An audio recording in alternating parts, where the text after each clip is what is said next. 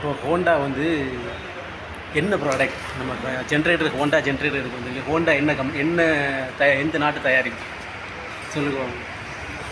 Japan. Japan. Japan ஓடுறது பாருங்க. சரி, ஜப்பான் தான் சார் தான். ஹோண்டானா அர்த்தம் என்ன? ஹோண்டாவுக்கு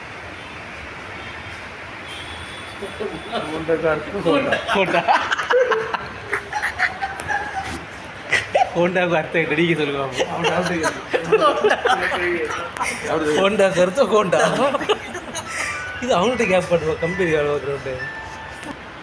ஹோண்டாவுக்கு அர்த்தம் வந்து ஜப்பான்காரன் வரைக்கும் இல்லையா, இவனும் வந்து நெல், அந்த நெல்லை வந்து தெய்வமாக மதிக்கிறவங்க.